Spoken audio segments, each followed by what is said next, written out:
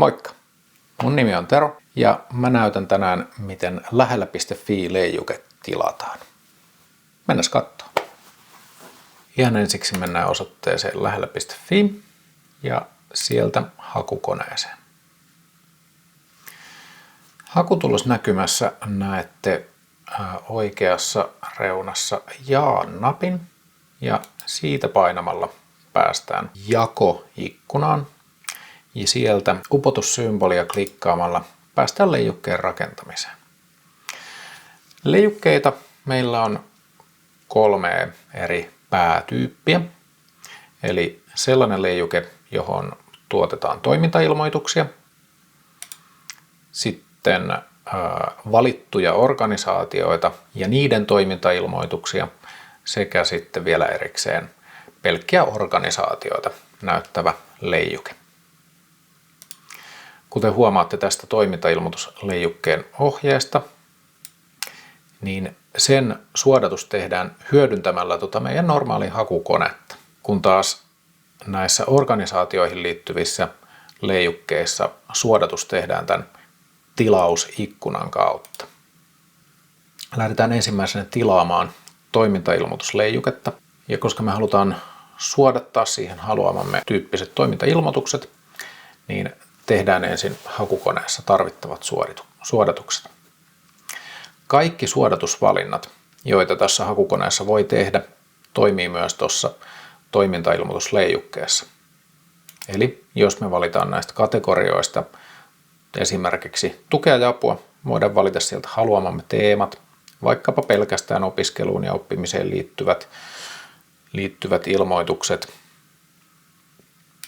niin se onnistuu näin. Mikäli me halutaan rajata leijukkeet vain tietyn alueen tapahtumiin, se onnistuu täältä. Voidaan valita vain puhelimitse tai verkossa tapahtuvat tai sitten paikan päällä järjestettävät tai jokin yhdistelmä näistä 3. Voidaan valita vaikkapa tietty paikkakunta tähän ja sen lisäksi voidaan hyödyntää myös muita näitä suodattimia. Voidaan käyttää sukupuoleen liittyvää suodatinta, ikäsuodatinta, kielisuodatinta tai maksullisuuteen liittyvää suodatinta sekä myös järjestämisajankohtaa rajaavana toimintona. Voidaan halutessamme tältä hakutuloksista myös vielä valita pelkästään yksittäiset ajankohdat, jolloin me saadaan tapahtumatyyppinen toiminta samaan leijukkeeseen, tai voidaan valita aukioloajat tai säännöllinen toiminta. Mutta me tehdään nyt vaikkapa tällainen suodatus, että otetaan siihen kaikki opiskelu- ja oppimiseen liittyvä toiminta kaikkialta maasta. Eli meidän ainoa suodatin on nyt toi opiskelu ja oppiminen teema tuolta tukea ja apua kategoriasta. Sitten kun suodatus on tehty, niin klikataan Jaa-nappia ja lähdetään sieltä rakentamaan tätä leijuketta. Eli meillä on nyt toimintailmoitukset valittuna, haluamamme suodatus on tehty. Seuraavaksi klikataan tuohon ulkoasu välilehdelle. Ja täältä me voidaan sitten vielä tehdä tällaiset valinnat, että me voidaan valita tästä vielä joko tapahtumat ja aukioloajat tai pitkäkestoinen toiminta tähän leijukkeeseen tai sitten noin molemmat. Tehdään meidän tapauksessa nyt sillä tavalla, että otetaan tapahtumat ja aukioloajat. Täältä me voidaan sitten säätää meidän leijukkeen leveyttä ja korkeutta säätämällä näitä pikselilukuja tässä ikkunassa. Ja sitten voi myös naputella siihen sopivan luvun. Voidaan antaa myös otsikko tälle. Laitetaan nyt vaikka opiskelu ja oppiminen. Ja lyhyt kuvaus. Nämä ei ole pakollisia kenttiä, mutta laitetaanpa tähän tukea ja apua opiskeluun ja oppimiseen kaikkialla Suomessa. Noin. Nyt meidän leijuke on oikeastaan valmis. Sitten me mennään rekisteröitymään. Syötetään seuraavaksi tänne oma nimi ja sähköpostiosoite ja organisaation nimi myös. Seuraavaksi hyväksytään rekisteriseloste, joka voidaan tuosta rekisteriselosten linkistä vielä klikata auki ja lukaista sieltä huolellisesti. Ja kun tämä on tehty, me painetaan vahvista nappia. Noin. Meidän leijuke-tilaus on lähetetty. Katsotaan leijukkeen upottaminen ihan lopuksi, mutta katsotaan vielä noin pari muuta leijukevaihtoehtoa tässä ennen sitä läpi. Lähdetäänpä tekemään ekaksi organisaatiot ja niiden toimintailmoitukset tyyppistä leijuketta. Tämä tehdään yksinkertaisesti sillä tavalla, että me valitaan yksi kerrallaan ne organisaatiot, jotka tähän leijukkeeseen halutaan ja joiden toimintailmoitukset halutaan näkymään näiden organisaatioiden kanssa. Eli tässä tapauksessa valitaanpa nyt vaikkapa Lapin sosiaali- ja terveysturvayhdistys. Painetaan Enteriä, niin saadaan se tuohon mukaan.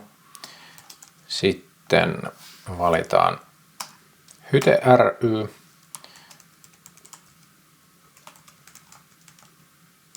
Pohjois-Karjalan sosiaaliturvayhdistys ja vaikkapa vielä Keski-Suomen yhteisöjen tuki ry. Noin. Nyt meillä on valittu 4 organisaatiota ja meidän leijukkeeseen tulee silloin nämä organisaatiot, niiden osoitetiedot ja lisäksi näiden organisaatioiden kaikki toimintailmoitukset. Kun nämä organisaatiot on valittu, mennään ulkoasuvälilehdelle.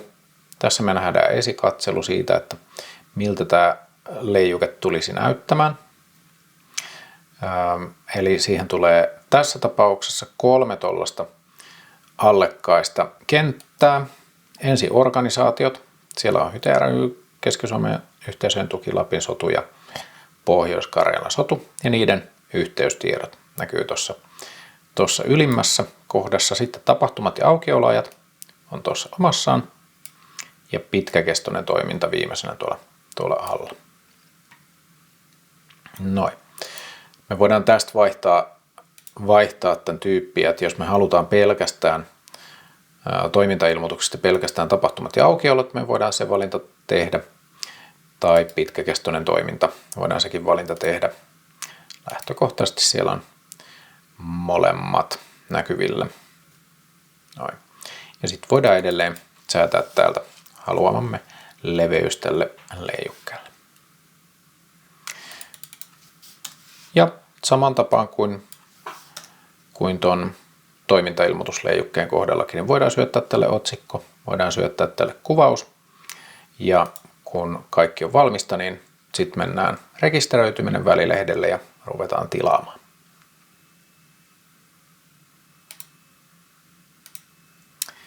Näin.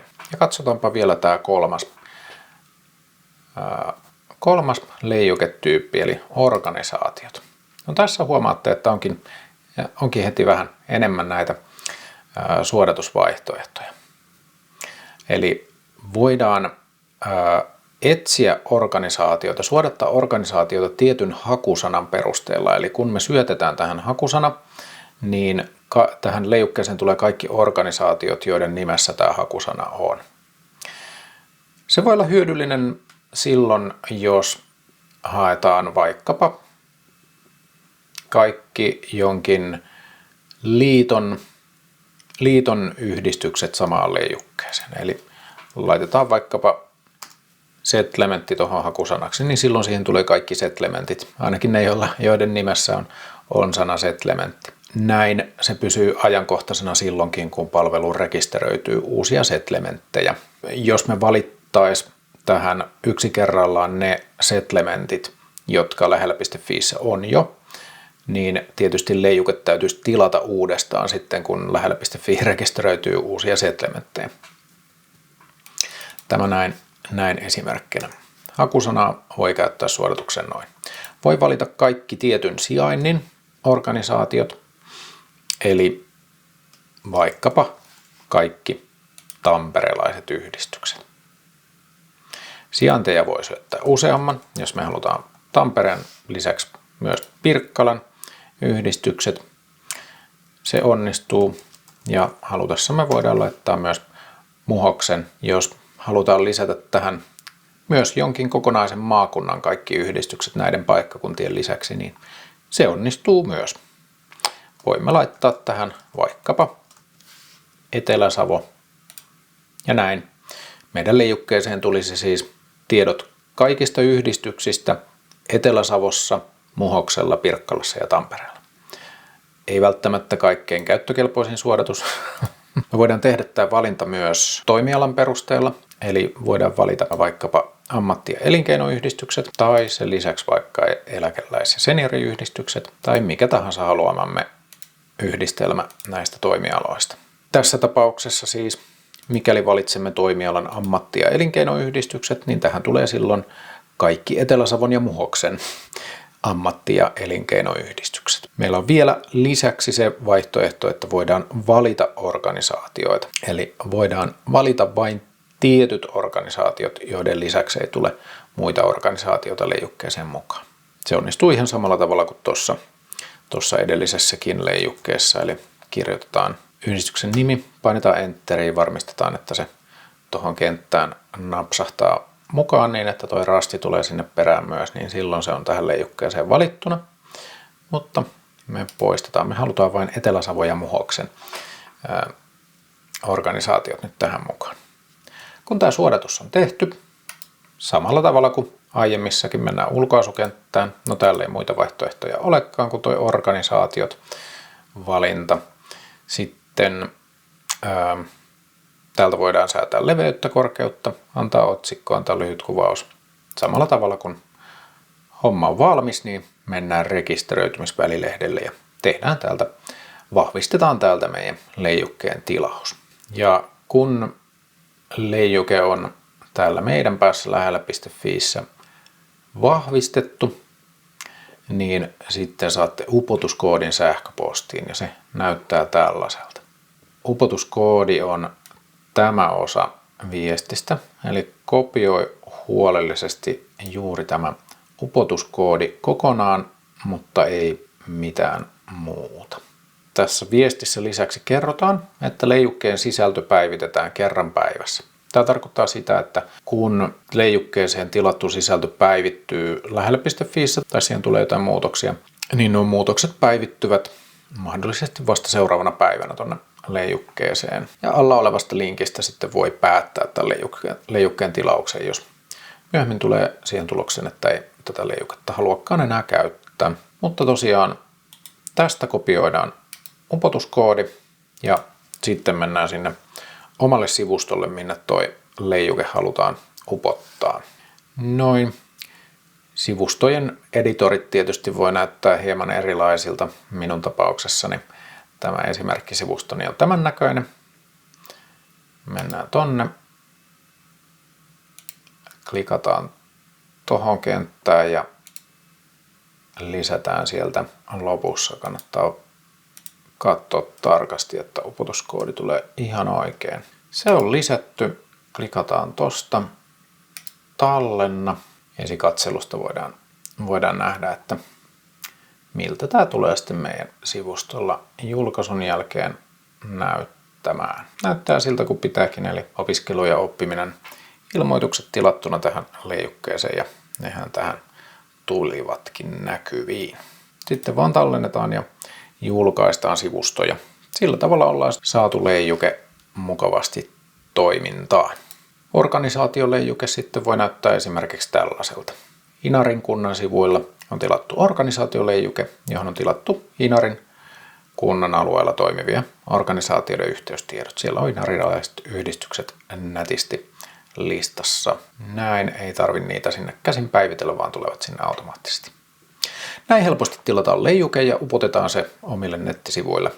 Hyvä huomata, että leijukkeita saa tilata haluamansa määrän. Eli jos haluaa tilata vaikkapa oman paikkakunnan organisaatiot ja niiden ilmoitukset, mutta laittaa ne vierekkäin omille leijukkeille, niin se onnistuu ja se on täysin sallittua. Sille ei ole ylärajaa olemassa, että kuinka monta leijuketta voi meiltä tilata. Se on täysin ilmainen työkalu riippumatta siitä, kuinka monta kappaletta niitä tilaa. Ei muuta kuin lähellä.fiitä käyttämään ja leijukkeita tilailemaan.